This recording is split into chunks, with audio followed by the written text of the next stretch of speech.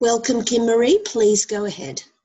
All right. Thank you, everyone at EA Zoom. It's wonderful to be back with you. Today, we are going to look at the Capricorn planets in aspect to the transiting nodes. And you will see on your screen, I'm going to include the planetary nodes as well. I have a gazillion things I want to talk about, so I'm going to try and get this in the next 75 minutes or so for you. And see how much of this material we can cover while we're in process of looking at these slides. And so give me a moment as I refresh myself with how I get my slides to work. There we go. All right, so let's just start out and refresh ourselves. Everybody's perhaps in the astrology world talking about the stellium between Jupiter, Saturn, and Pluto that's going to take place in 2020. You will see in red on your screen, these are the dates of the 5 conjunctions between these 3 planets. And then you will also see I've included the dates when they're transiting through Capricorn, as well as Jupiter and Saturn when they move into Aquarius and finally go a new phase to each other and to Pluto. Yahoo! I can't wait for that. And so first of all, I want to just refresh ourselves with this whole process of how evolutionary astrology looks at evolution.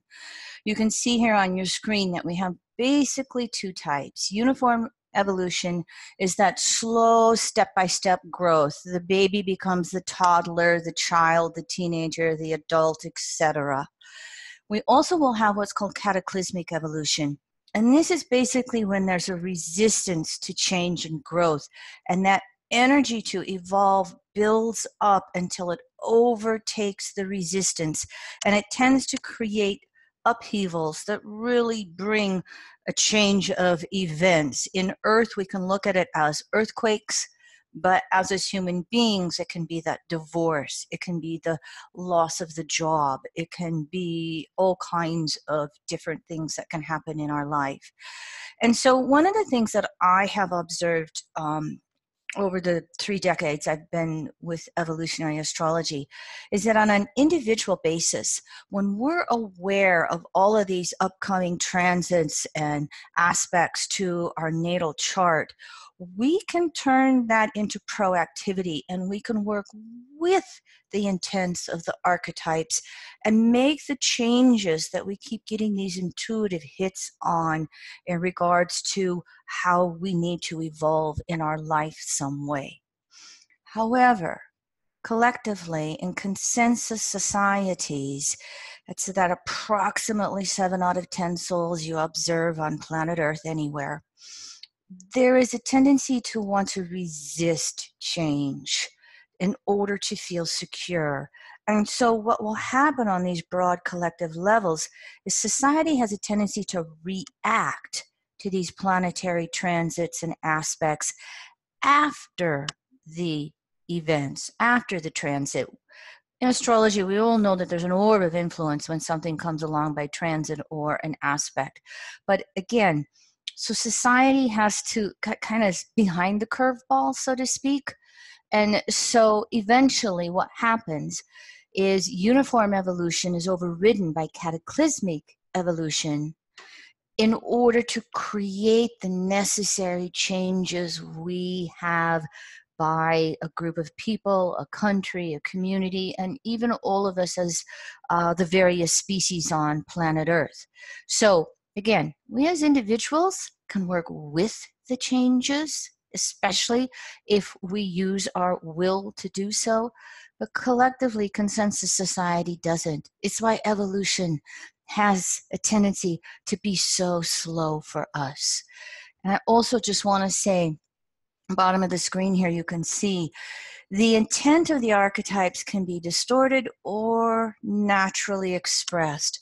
We're not guaranteed with all the intensity over the next few years that we are literally going to make leaps of growth forward. It is going to be up to all of us individually and collectively and our free will choices in those regards as to how all of this turns out. We're going to explore a lot of the themes of what is up for change right now. I also want to just kind of lay some groundwork here in this phrase called the Capricorn compressions. And nowhere are we seeing this reflected more than the fact that Saturn is in a balsamic conjunction aspect to Pluto. You can see here their stationary retrogrades in late April. They were only 2.5 degrees away from each other. When they go direct here in September, October, they'll be about 6 degrees apart. And then, of course, they're going to have that one conjunction January 12th at about 2020, at about 23 degrees Capricorn. So throughout 2019, we're going to see shifts in collective realities, not to mention personally as well, but we're going to see collective realities that are changing overnight. That's that cataclysmic stuff that tends to happen. And slow pendulum swings, a group of people that change their political persuasion with some political leader in some country on planet Earth. And by the way, I always like to say I'm from the United States, so I want to thank all you international listeners for allowing me to use the US as an example. Appreciate that. So it's almost like every area in our life, because Saturn is the individuated consciousness, and it's the boundaries of space-time reality. All these planets, as they're collecting in Capricorn and the nodal axis transit there, every aspect of life, reality, is kind of facing death of the old and rebirth of the new. And it's more intense because Jupiter's going to meet up with Saturn and Pluto in Capricorn. And the nodal axis, North Node Cancer, South Node Capricorn, are laying some emotional groundwork for how we respond to these changing realities in our world. So it is intensifying week by week, month by month, as we go through 2019.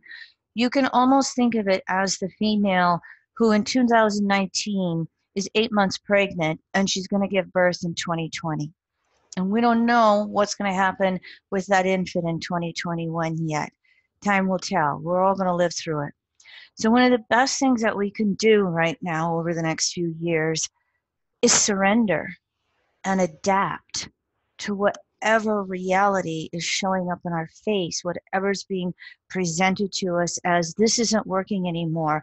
So how can you surrender or let it go and move on? We also, though, can pay attention to the intuitive hits of change that pop up in our consciousness, because anytime you have two planets finishing up a cycle in a balsamic conjunction, the new phase conjunction and its intuitive hits are coming through. We have a tendency to want to race ahead and create it right away. And space-time reality, Capricorn, is saying, not yet. We're going to really make sure that you go through this contraction, death, and dying process so that you can't go back to the past and cling to it or repeat it and project it forward. So during this time period, and especially with Saturn and Pluto right now, depression and involution are a natural part of Capricorn, especially when those outer realities and circumstances and relationships and situations are just no longer working. And what happens is that involution throws us inward for emotional reflection, which is that Cancer polarity, which is emphasized right now with Saturn and Pluto retrograde, transiting North Node in Cancer.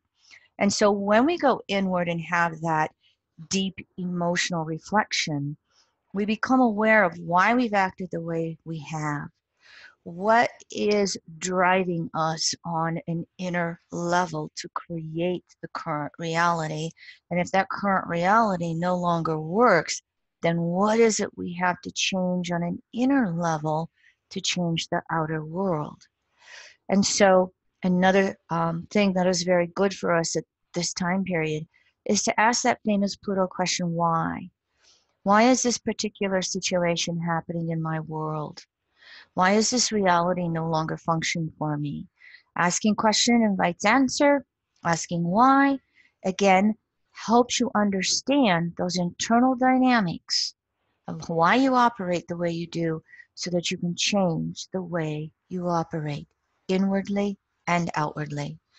We also, because Capricorn is a cardinal reality, have to make that effort to keep putting one foot in front of the other.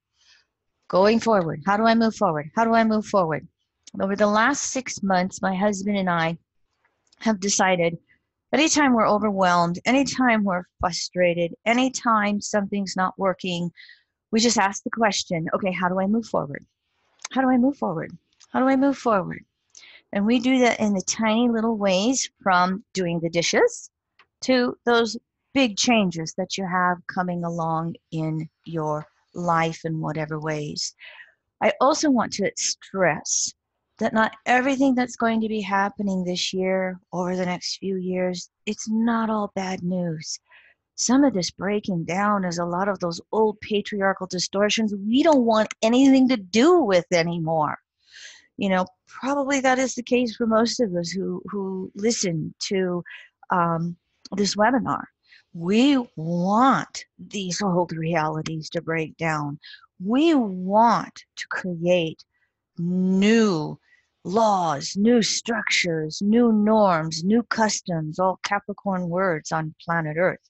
So again, as I said, for those of us who have personally been trying to be in touch with these changes coming in our world, going inward emotionally and asking, what is it I need to know and feel and then do differently? We have opportunity here. We can really have some beautiful soul growth. You can see on your screen, we can make progress with our career and our work. We can have deep healings in the origins of our family. We can create resource stability no matter how chaotic it is. I'll have more to say on that. We can be in touch with all those new realities and structures that are emerging, and we can be that groundswell that helps create it, personally and collectively. As we know, natural law, every ending is just opening up space for a new beginning. How well can you use your will to go into the unknown and not project the path forward? Now, here are those dates for Cancer, Capricorn. For time's sake, I won't be able to go into everything. However, I have a 2-hour webinar that I did last fall on the transiting nodes in Cancer, Capricorn. And I am giving you access to this so that you can go watch this for free. And by the way, those dates on the screen, 2001, 83, those are the last times Cancer, North Node was in Cancer, South Node was in Capricorn. So you can go there and get a lot more detail on this nodal axis transit that we have another year to go yet.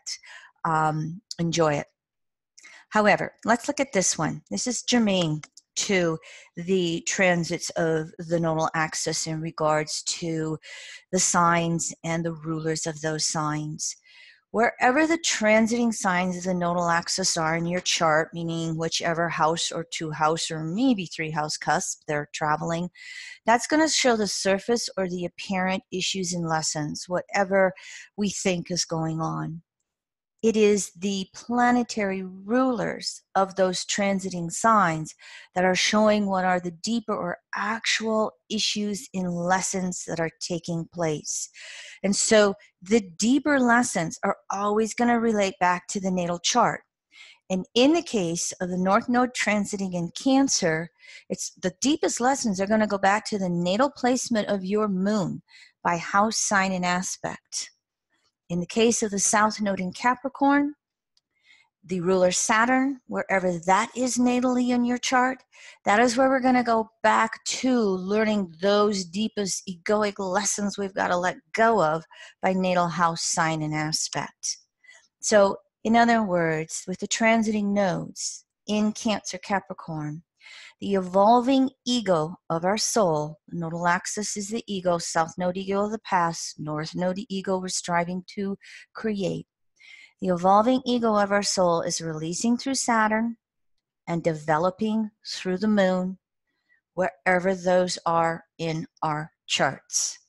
And so, example, Kim Marie, Here's an example of a female whose mother had open heart surgery a little over 2 months ago. And for those of you who don't recognize the birth data, this is my chart. This is what Kim Marie's going through. And so, as you can see, there's a lot going on with just the Saturn-Pluto transits, but I want to use the example specific to the transiting nodes. And the March 13th was the date that my mother had a triple bypass. And while it wasn't emergency surgery, it happened in less than a week. So it felt like a pretty cataclysmic event in our world. If you look at that transiting South Node in Capricorn first, this is where my own ego is having to work on myself, let go of some of the old realities in my world and how I look at myself and see myself. It could be a time period where I would really want to kind of be alone with myself. First house, yet the transiting North Node in Cancer, there could be all kinds of relationship situations going on that could be triggering me emotionally and perhaps making me, having me move towards deeper emotional self-reliance within me, regardless of relationship chaos. I won't go into the details, but I want to go to the rulers in my natal chart, for example, here. So as you can see, that natal Saturn has a Venus new phase conjunction in Sagittarius 11th house. The deeper issue of what I am having to deal with is really breaking free from all kinds of old beliefs within my familial family, especially according to this event that I'm relating it to. I ended up spending literally 2 weeks, 24 hours a day with my early Alzheimer's father. Consensus father, did not have an easy relationship with him as the oldest of 3 girls. And what so transformed for me in those 2 weeks with my dad, a week literally in the hospital hotel room because you cannot leave my father alone 24/7 with the memory care needed. And we don't have it. He's not there at a facility yet. He's not at that stage yet.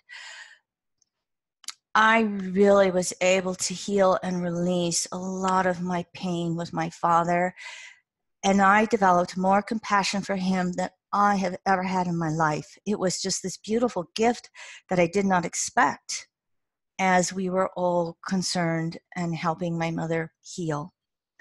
That North Node, which is the ruler of North Node in Cancer, up there at 23 degrees Scorpio in my 10th house. I've always jokingly been called the mother of the family between my mom and my 2 sisters.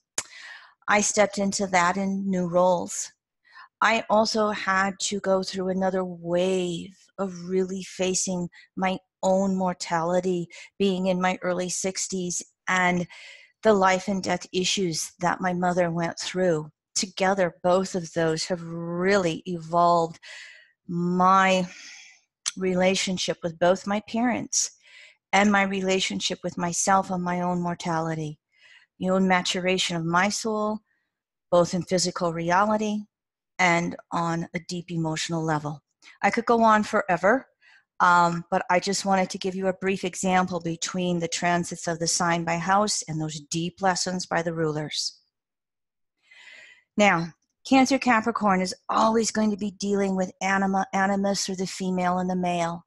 And one of the biggest questions we can be asking of ourselves, and you just see it everywhere out there collectively, regardless of which of these planetary archetypes we're looking at, how do women balance their inner male? And how do men balance their inner female? So on some of the deepest levels, our soul's evolution is always learning to balance the inner male and female, regardless of the current gender we have incarnated through. So just take a moment and reflect upon this for yourself, or reflect on it over the next few days or weeks or whatever. Whatever your gender is, how are you balancing in yourself? One of my most beautiful phrases is a poster I have of a Native American woman with a wolf. And it goes like this: nothing is as gentle as true strength, and nothing is as strong as true gentleness. And I always saw that as that Anima-animus balancing that we all learn to do. So Cancer, Capricorn nodes, again, South Node Capricorn, North Node Cancer. All of the patriarchal distortions are being exposed in their extremes, emphasized by Saturn and Pluto, and soon Jupiter to follow. There will be continued efforts to maintain all the power and the control. Just look around you. And if you're in the United States, look what Mitch McConnell, who runs the Senate, said. You know, if a Supreme Court justice dies in 2020, he's going to confirm someone rather than force them to wait till the next election like we forced everybody to do in 2016 when we had a Supreme Court justice pass. Consensus nationalism and protectionism is being exposed worldwide. It's almost like they are sinking their teeth in while there's nothing left to eat.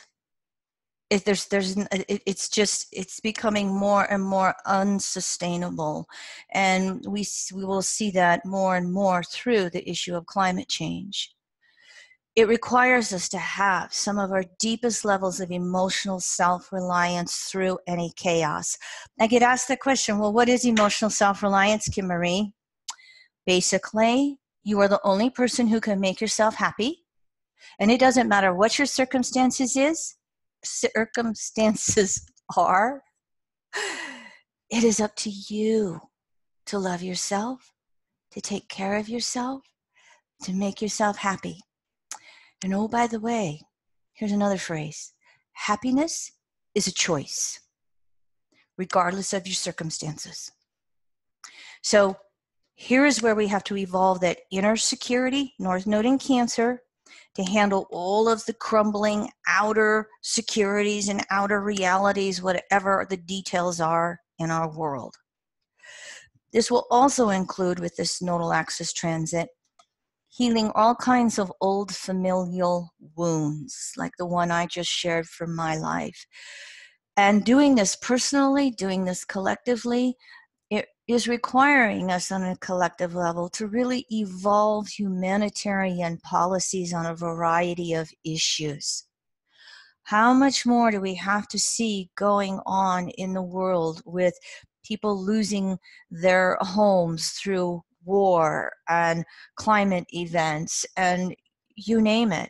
What's it going to take for all of us to say, everyone has a right to food, clothing, and shelter. Everyone has a right to have health care and not worry about, dying of disease because they can't afford it. Stay tuned. We'll see how this turns out. And of course, with these Cancer, Capricorn, nodal axis transits, look at the Anima-animus issues that are going through with LGBTQ, gender equality, rise of women in politics, equal pay rights, taking care of the children, familial immigration, food issues, commodity tariffs, that's where I live, living wages that allow for survival, debt jubilees, rebuilding infrastructure, capitalism versus democratic socialism. Again, I'm on a roll. I'm going fast. Thank you for letting me do that, okay? Getting as much in as possible. But here's something I really want to share with you. I am slowly working my way through this brand new book. It is not the most easiest book to read, but if you really want some of the history of this thing we call debt jubilees, this is a fantastic book. This gentleman has been an economist for 30 years. Here's a quote from his book. The Bible is preoccupied with debt, not sin. Again and again, Jesus denounces the creditors. They were the sinners, not the debtors. That was the most important message that he had, according to Michael Hudson's research. In our history going back 3 to 15,000, maybe not even that far, let's say 3 to 10,000 years ago, it was common for pharaohs and kings to just totally wipe out the debts of the poor, because that's how they kept a stable population when they came into power. It was not common to wipe out the debts of the wealthy, because that would allow them to keep the inequality with the poor or those that didn't have as much wealth, and it would not allow for an equal sharing of the resources, namely land. Fascinating read. I've only started this book, but I recommend it for those of you who really want to read a little bit more technical stuff. And if not, I have been waiting 3 years for this book to come out. This is my heroine, Ellen Brown. Today, most of our money is created not by governments, but by banks when they make loans. This book takes the reader step by step through the sausage factory of modern money creation. It explores improvements made possible by advances in digital technology, and proposes upgrades that could transform our outmoded 19th century system into one that is democratic, sustainable, and serves the needs of the 21st century. I recommend every single one of you get this book, and I don't care what country you live in. Banking on the people. If any of you have followed me over the last dozen years of Pluto and Capricorn, you know that I am a strong advocate of the Public Banking Institute.org, which Ellen Brown created. It is based upon the Bank of North Dakota, which is just north of me in South Dakota, having a state-owned bank for 100 years. By the way, last month, they had their 15th year of having over an 18% return on their equity. And this is through the downturn in the oil, which is what everybody says is how North Dakota makes their money. Nope, it's not. So you can look at this later on the PowerPoints of everything and see all of the cities and states that are following North Dakota. And right now, among those at the Public Banking Institute, it's kind of turning into a little bit of a contest into which of those states is going to follow North Dakota and get to be second. I think it will go the way the wave of cannabis did in the United States. And I strongly invite you to go to the publicbankinginstitute.org as well. Learn, educate yourself, follow them. To me, this is the best news possible with all these Capricorn planets and redistributing resources from exclusive to inclusive. Now, here are the dates in which the transits of Saturn, Pluto, Saturn, and Jupiter will be making their conjunctions to the South Node in Capricorn and their oppositions to the North Node Cancer.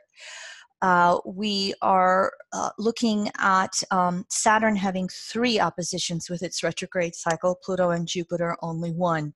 We had that first Saturn conjunction to the South Node April 27th, and went back and looked at details around the end of April time period.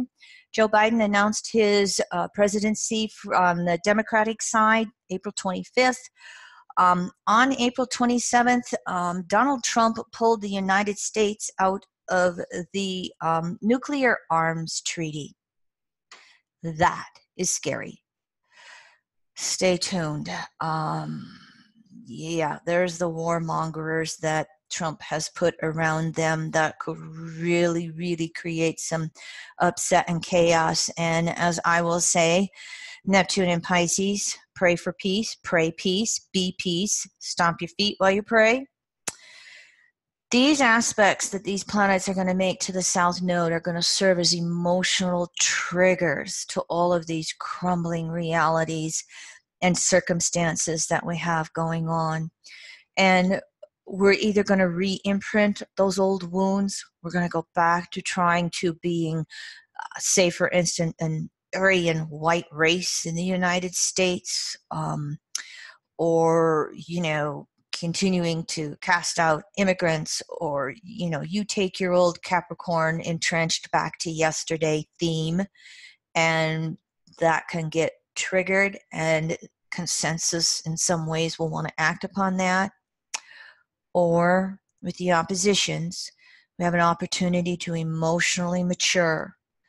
And because it's the opposition, because it's the North Node and it's the point of unfamiliarity and insecurity, It will take emotional courage and emotional will to change.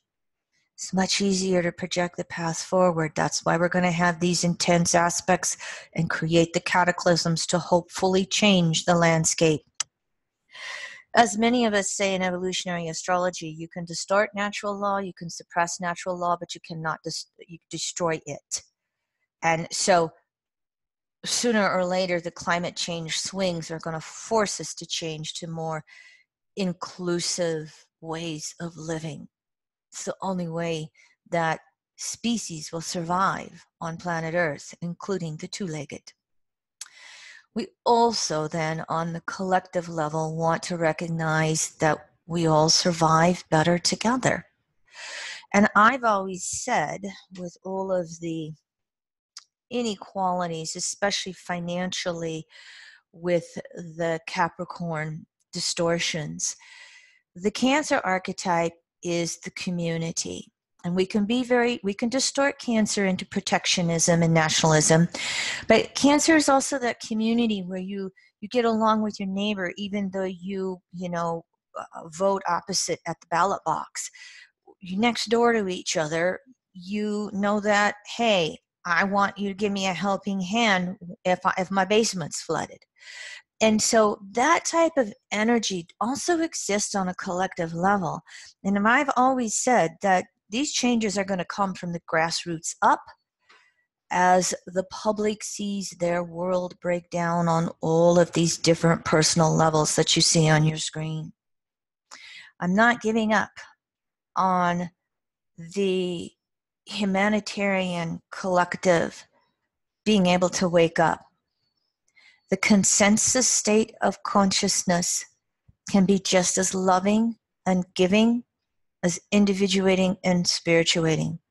It's just a matter of changing environmental conditionings.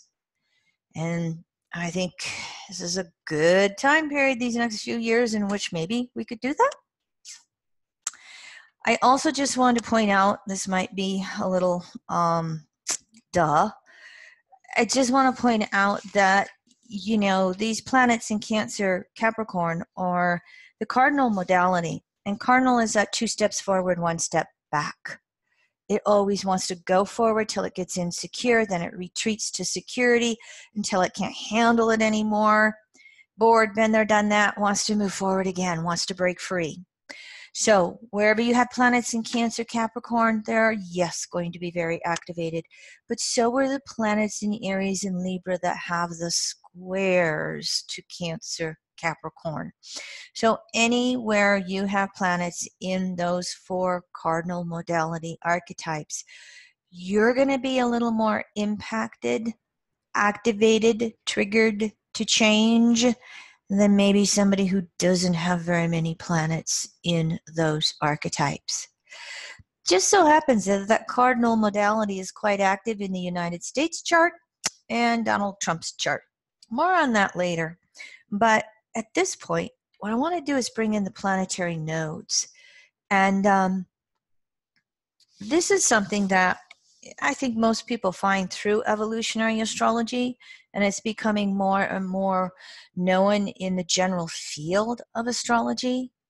And this is basically that all planets have ascending and descending paths around the ecliptic. The north node of the moon is where the moon's path crosses the ecliptic and goes above it. 2 weeks later, the moon's path crosses south the ecliptic and goes below it. The ecliptic is the apparent path of the sun around Earth. All planets have a south node, north node. However, all the other planets, moon's pretty close to Earth, all the other planets are so far away, their nodes are not exactly opposite.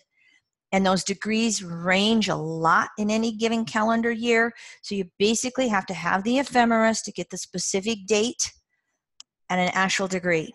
And so here is how you do it in SolarFire, which is the astrology software that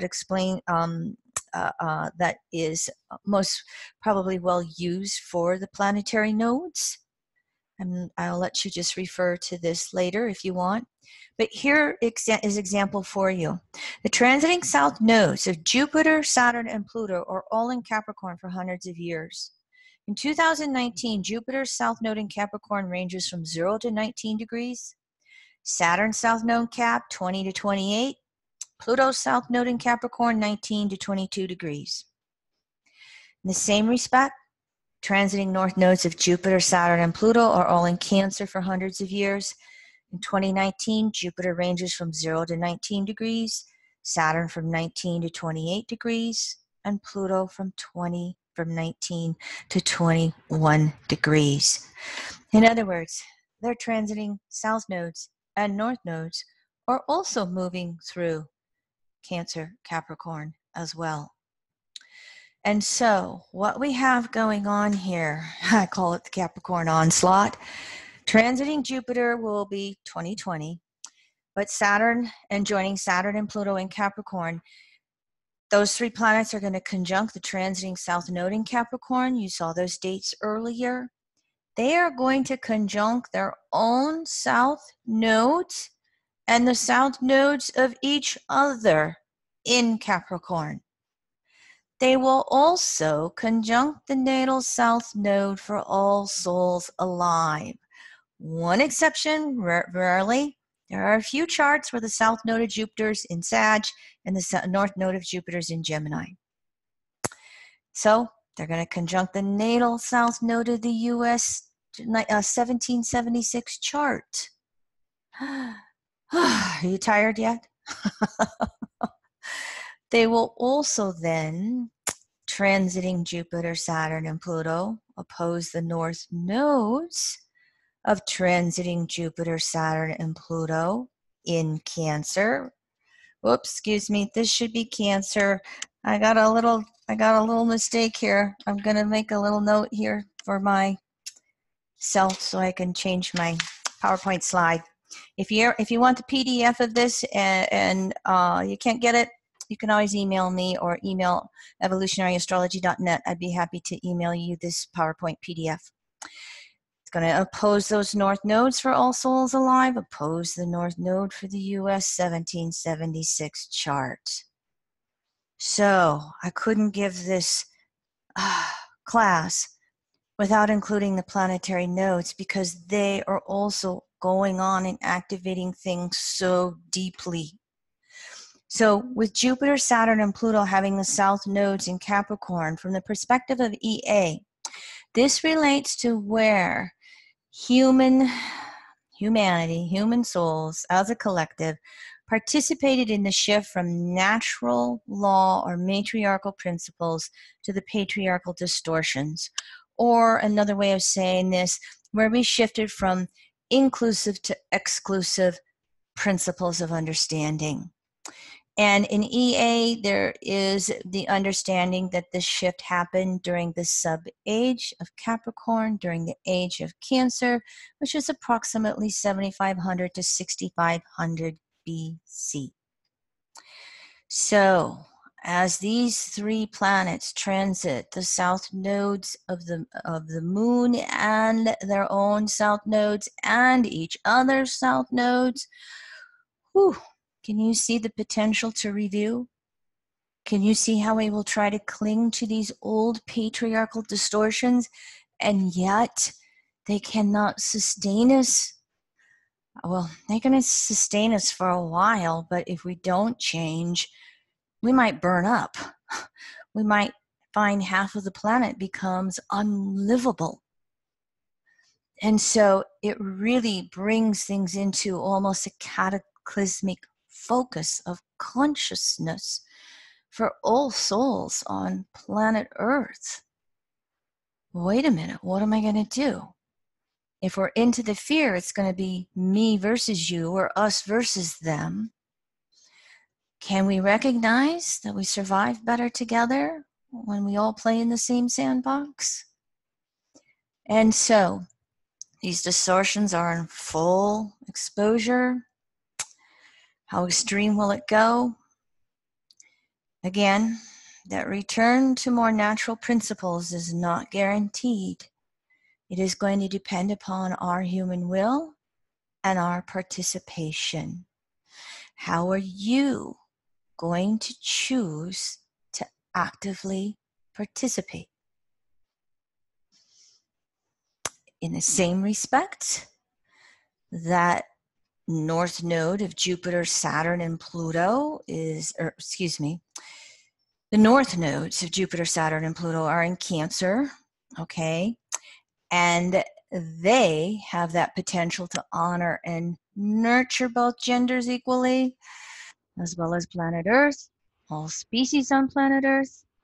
They get activated when planets transit Cancer. They can be activated from the squares of Aries and Libra. They can be activated by all these planets in Capricorn as well. The whole thing about the North Node in Cancer is that potential to return to more inclusive principles individually, socially, and collectively. But of course, we can have all of those distortions of Cancer, the protectionism, the nationalism that we see going on that we were talking about. Here again, how extreme does it get before we change?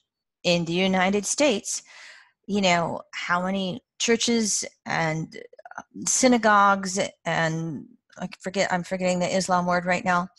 How many shootings do we have to have in those places of worship before enough people rise up and say, no more?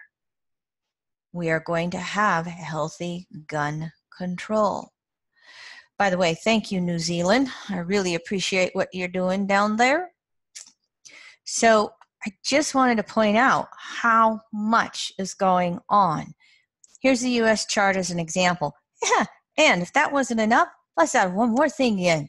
We also have transiting Pluto in Capricorn, getting ready to make the first conjunction in the United States lifetime to its natal Capricorn at 27.5 degrees. I use the Gemini rising chart. All of this is active. If you use the Sagittarius rising Sibley chart, doesn't matter which 1776 chart you want to use. But the United States it's even more intense for this country because transiting Pluto and transiting Saturn are balsamic, our natal Pluto. And so it's intensifying what isn't working anymore. And the consensus powers that be are trying even harder yet to cling to these extremes of the past to, you know, the point that the young ones are rolling their eyes and going, you know, to be blunt, when are you guys going to go back to spirit world? So here's the south nodes of Jupiter, Saturn, and Pluto in the U.S. chart, and the north nodes in the U.S. chart. There's the dates of the 3 Pluto conjunctions in 2022. And of course, as of this recording on May 30th, Pluto's retrograde at about 23 cap, Saturn's retrograde at 20 cap, and Mars has entered Cancer, and it's going to come in and trigger the north node, trigger the natal north nodes, the transiting north nodes of the US and us. And then we're going to have the eclipses come in. I didn't put those charts in. So might be just a little intense this summer. It's really going to require you to be able to kind of detach and slow down and go inward and really find your emotional equilibrium, regardless of what happens or takes place in your country or your community or here on planet Earth. I think we have in the United States some real wounded souls wanting to go play war again in the Middle East. I don't think it will happen. I pray it won't happen. I think there will be enough intensity from the public and onto the legislative branch that will this create the event that makes us stand up? Unfortunately, international listeners, in the history of the United States, when the president isn't doing well, he creates a war. Almost always gets him reelected. if somehow Trump does this, may he be the exception to the rule. So just bringing this up. Take a deep breath, everyone. Not trying to get you all to just feel overwhelmed or want to check out and put your head in the sand, but to pretend that these aspects aren't happening, to pretend that these trends are not in front of our face, that's not the way to move forward either.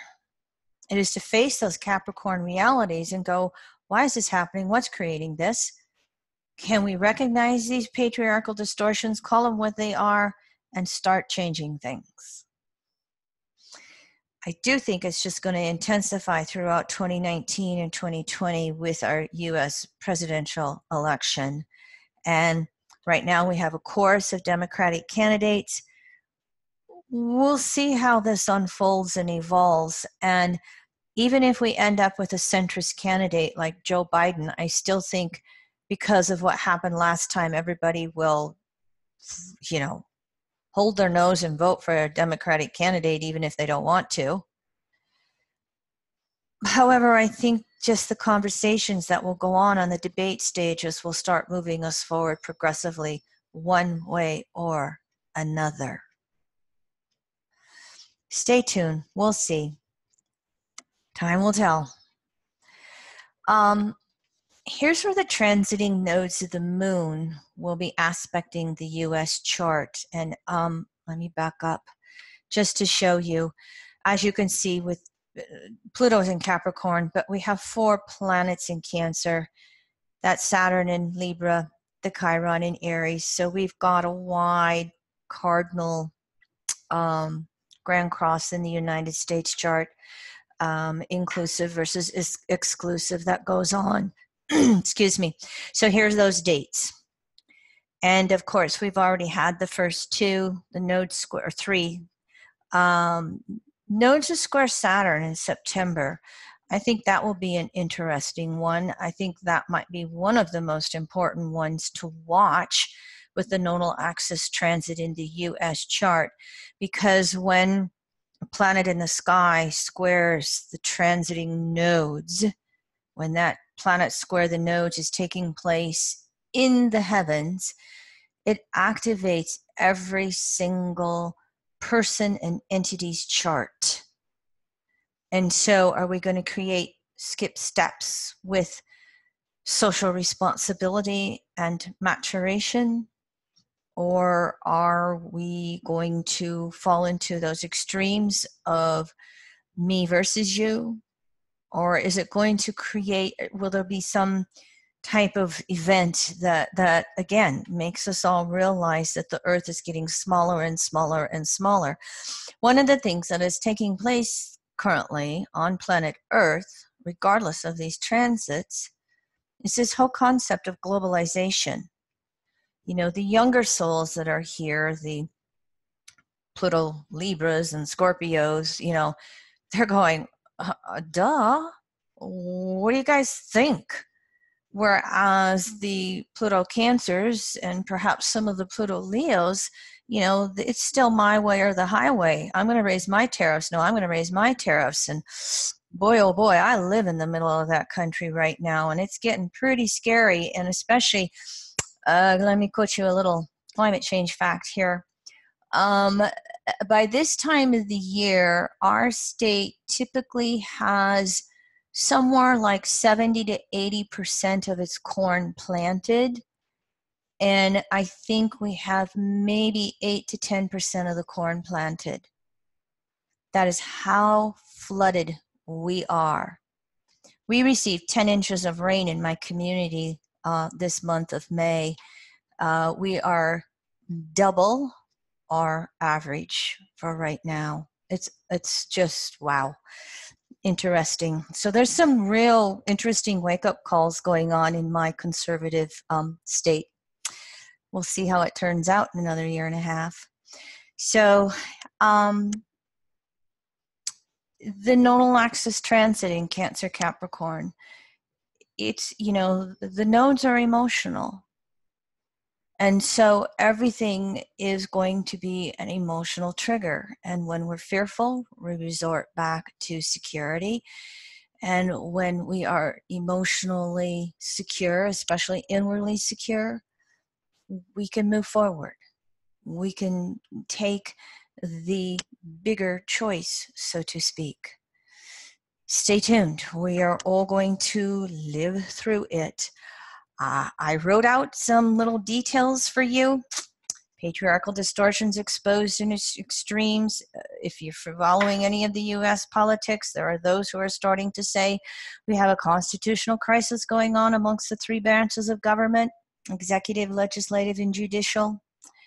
That good old emotional security again. And I'm rooting for those Pluto and Libras because they have their first quarter squares going on. And so they've got the tension to try and move forward and do something about it. Versus, say, all of the Pluto and Cancers that are still with us. And perhaps many might be pretty entrenched in their ways yet of, imperialistic U.S. What's that? There's a phrase they use about the U.S. being so great or something like that. So in the United States, many astrologers always talk about how that Sun in Cancer square to Saturn in Libra has always been a debate throughout the history of our country of whether to include or exclude people.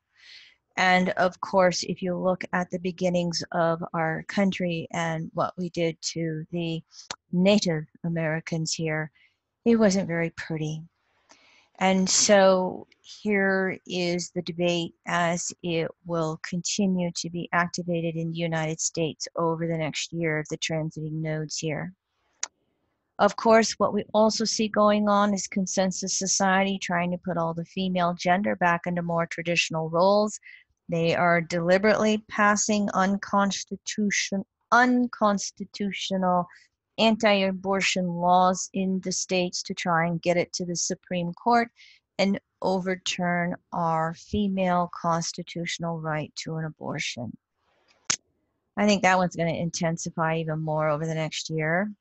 However, just like it did at the Women's March in January of 2017, it is motivating the women in this country. Stand up and do something. And, you want to take care of the baby before it's born, you got to take care of the baby after it's born as well. I also think at some point here before Pluto leaves Capricorn, and maybe this nodal axis transit might trigger it, we're going to start looking at corporations. I don't remember the year, I didn't look it up, but somewhere along the line in our recent history, the Supreme Court of the United States gave corporations the same standing of personhood as the two-leggeds. And ever since then, it's just, it has been by the corporation, of the corporation, for the corporations in our country. So will we have some mergers that go on that just get to the point where people say no? If you look at all these huge tech companies, there are those that's Democratic candidates that say we need to break up Facebook. We need to break up the social medias. Stay tuned. I already spoke a little bit about the whole money thing. I think there will be another recession. Will it happen 2019, 2020 with these transits? I don't know. I think that the powers that be will try and hold up the stock market as much as they can for as long as they can. They're already in the midst of it. They will not get past 2021-22. In 2021, transiting Neptune in Pisces will oppose natal U.S. Neptune in Virgo, square natal U.S. Mars in Gemini. And throughout history, when outer planets have made harsh aspects to that Mars-Neptune square in Gemini-Virgo, the stock market has crashed. What will also happen in 2021 is, let me get this right. Saturn will be in Aquarius, and it will be making last quarter squares to Uranus in Taurus. That is also another historical time period.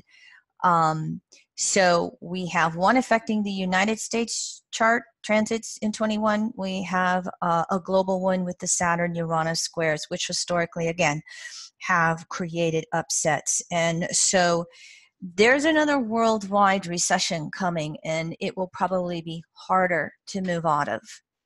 However, as I showed you in those screens before, banking on the people, there's a groundswell of public banking going on, and nobody research Germany. I think they're about 74% public banks. They're not going through the downswings we are. They have the anti-immigration stuff going on.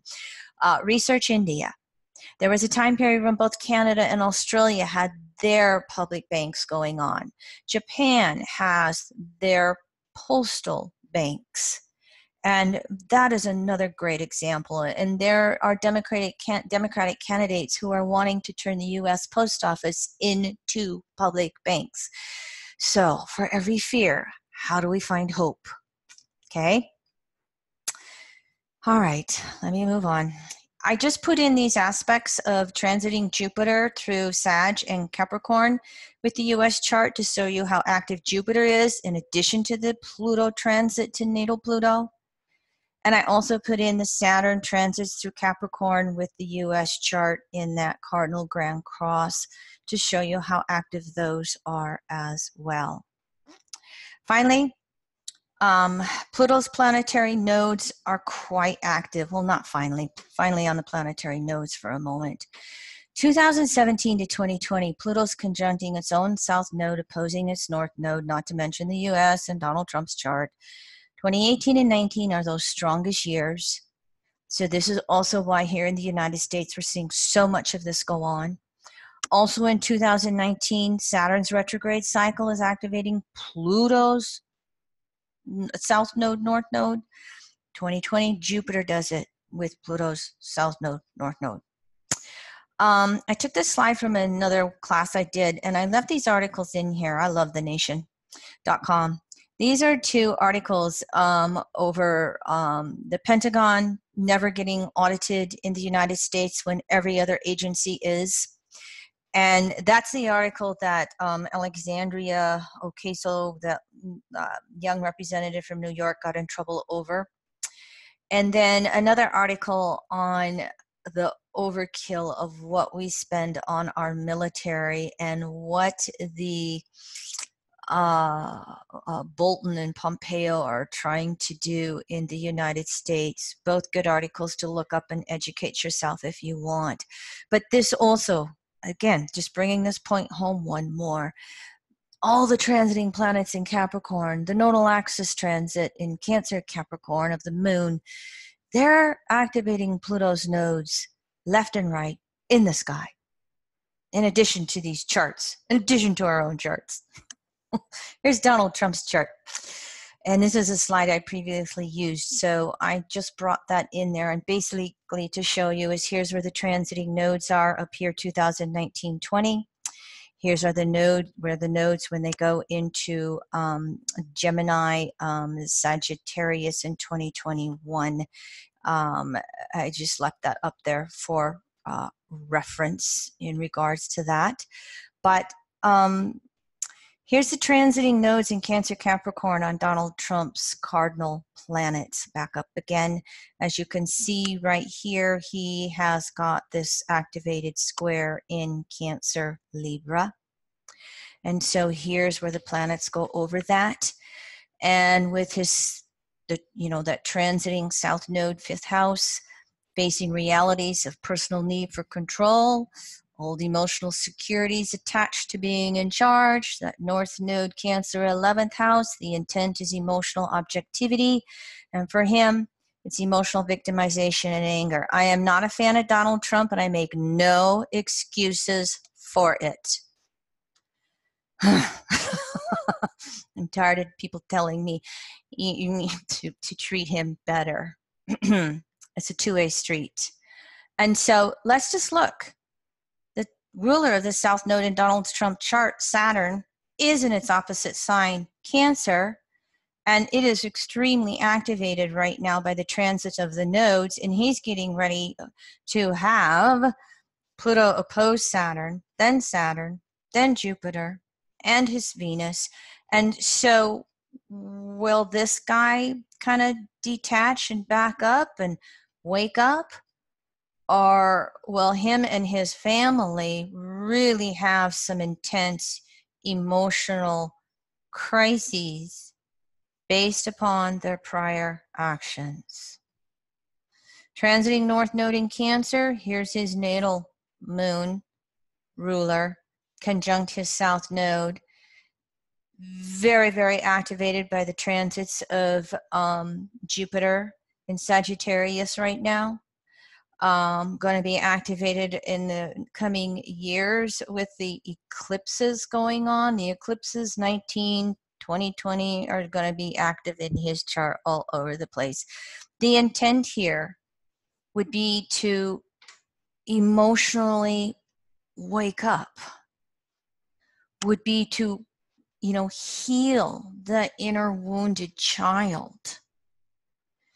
And there is a possibility that his emotional past and all of his extremes of emotional behavior are going to catch up with him.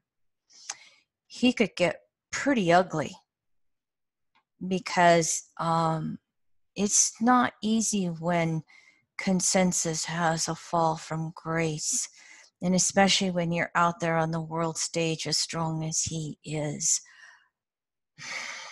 It may be what's necessary, though, for the good of the planet. It may be what's necessary for his own soul.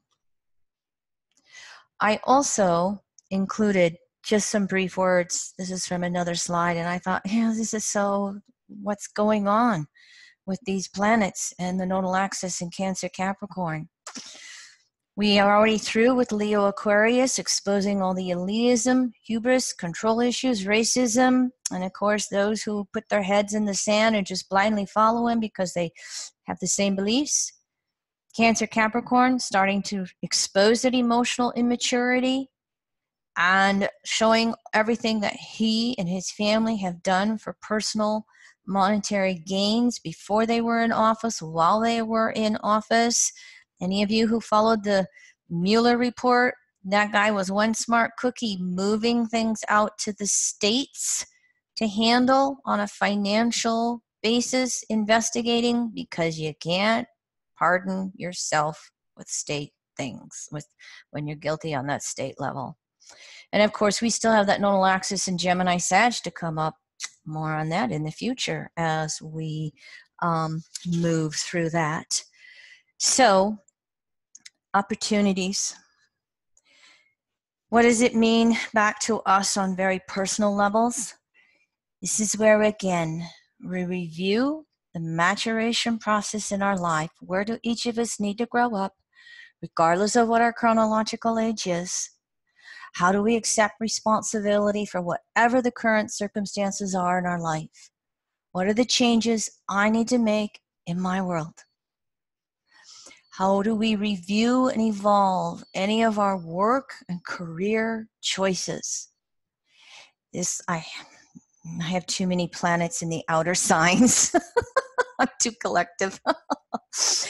This also includes on a social level, evolving social standards and social responsibilities, maturing on a social level.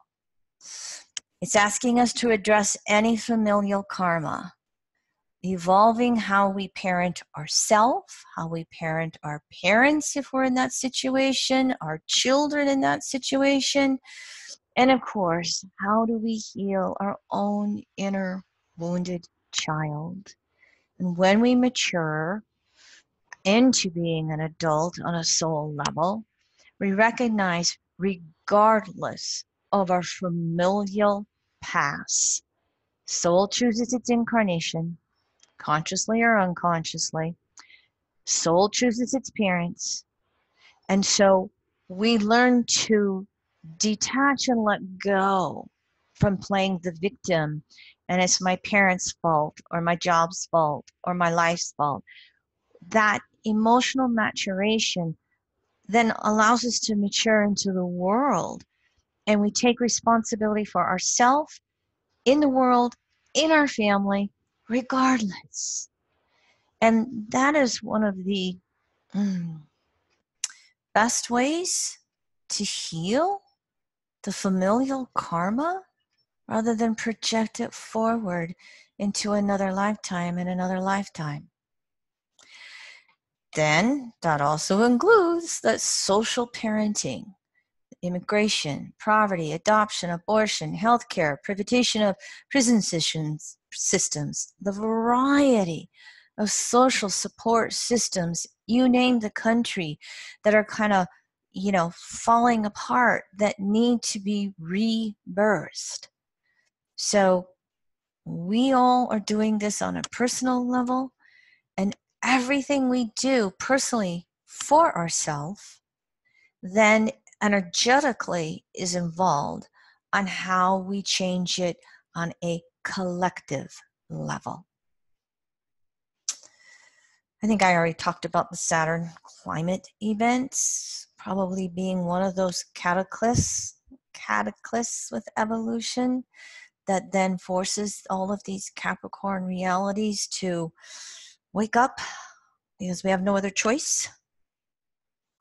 This is one of my favorite slides. Violence is the method by which the ruthless few can subdue the passive many. Nonviolence is a means by which the active many can overcome the ruthless few. And of course, this is a quote from Jonathan Shell, who is a progressive author.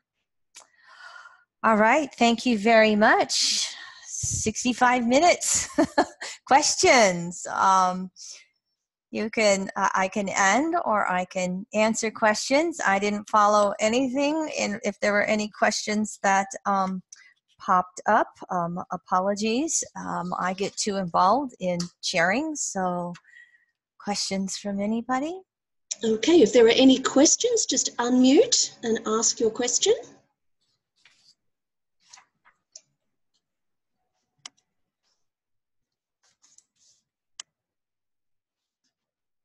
Did I shock everybody?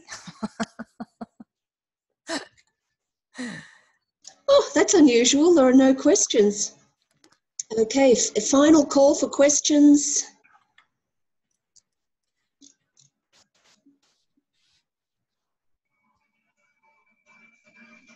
Hi, Kim. Hi.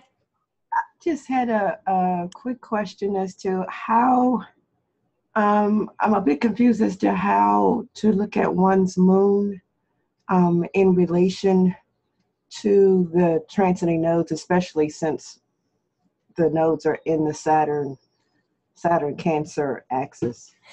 Yes, gotcha. Well, let's just say, first of all, on a generic level, with all these north nodes in Cancer and the transiting north node in Cancer, there's a lot of emotional triggers going on. If you feel on a generic level that you're more emotional than normal, that is why.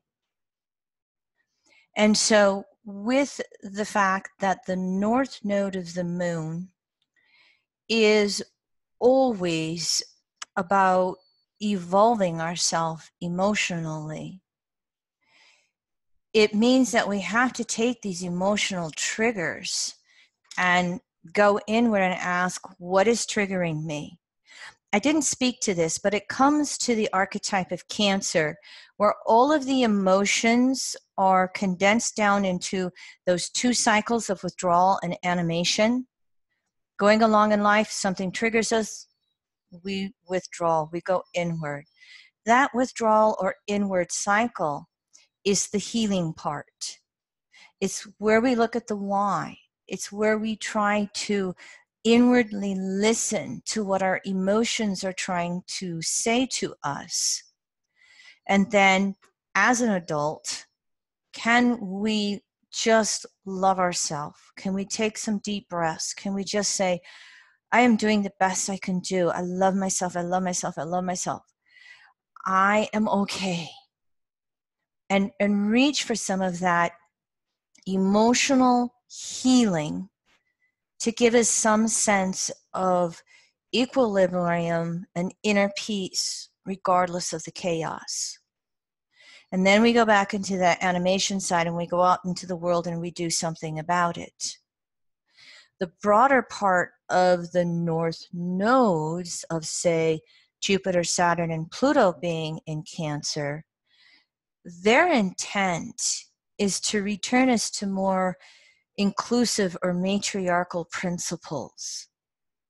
You know, if we, go back far enough in history to what we want to call the agrarian wandering societies, the caveman, we survived as a village.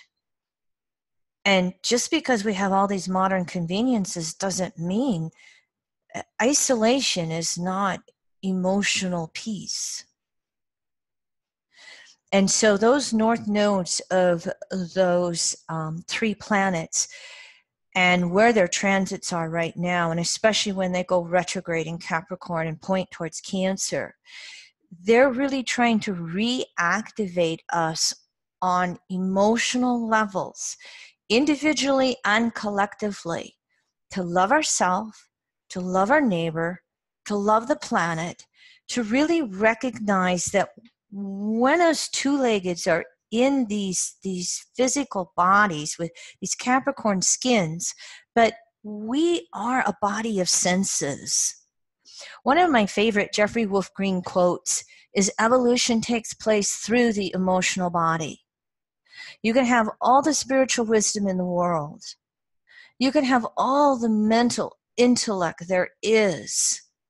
But until you live it through the experience of life, you don't integrate it. It doesn't evolve within you.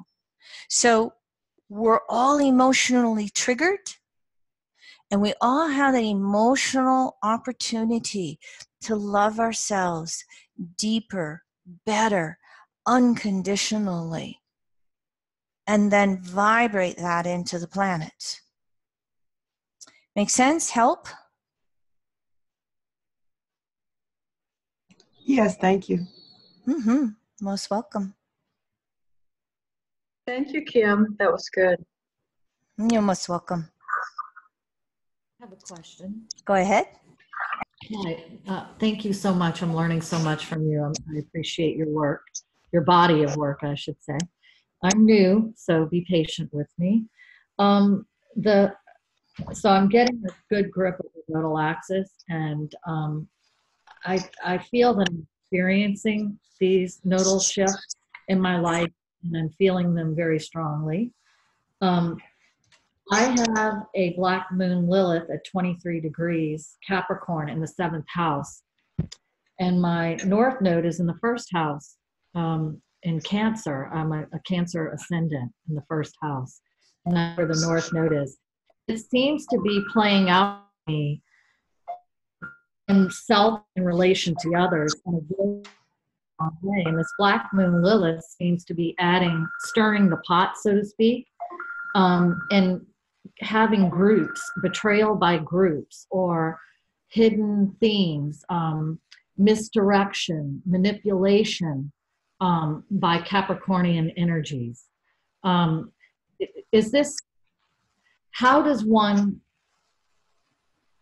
grapple with this? In other words, I have the sense that to read it as North Node Cancer, 1st house, retreat and take care of myself, nurture myself, live by myself, try ride these energies out and take care of myself, because every time I try to do others and live with others or create groups for change, I seem to get this function of the black moon Lilith with Pluto and Capricorn and all of the planet alignment, the stellium there, as if you're bringing the light and the matriarchal message, it isn't always received, and it seems like the group turns on the message. I don't know how, and I'm trying very hard to work with these energies and be a change agent, bring the message. But as a messenger, I keep getting my head cut off. I keep, in other words, experiencing this very personally in my personal life, and it makes me want to retreat. And I'm sure others listening are having similar experiences, maybe not to the extreme. So how do we rise as the matriarch with so much in the patriarch structure? It's a huge structure. Mm-hmm. And I'm really challenged with how to do this, because I have not been successful, to be honest, with bringing the change. I seem to get this personal cataclysm. I just had another cataclysmic event, and I rode the energy. As you beautifully said, don't resist it. I went with it, and great information was gained, a lot of soul release and a lot of old patterns released. I really saw myself and how I was drawing these cataclysms to myself. Now that I know, how do you function with the knowing? Now we know, okay, a lot of us are excelling, are changing, are going through the change. We're not resisting. I'm one of those warrior types. I'm going with it. But what do you do once you have the revelation? How do we bring it?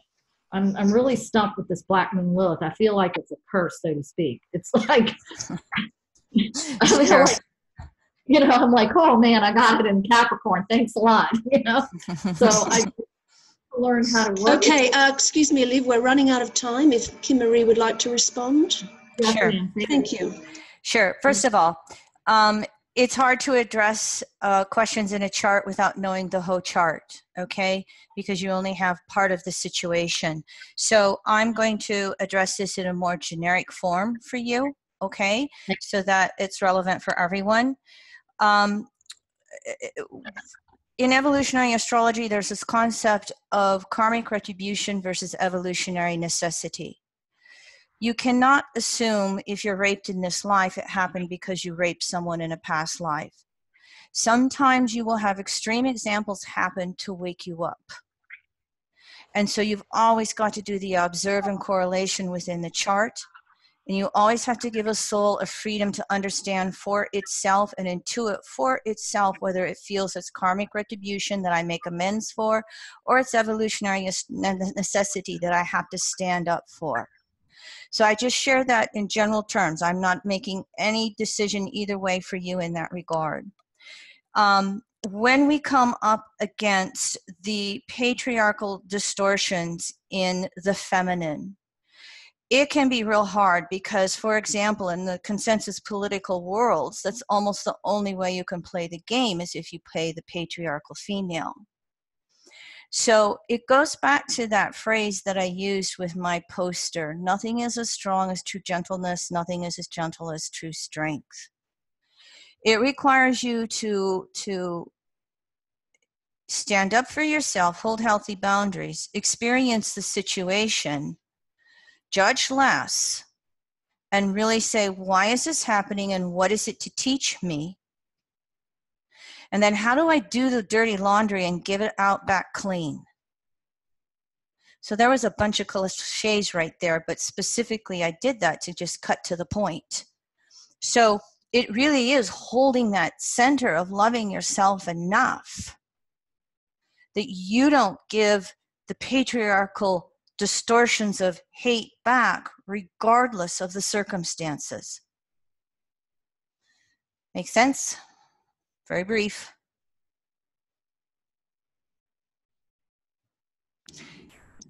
Easier said than done, okay?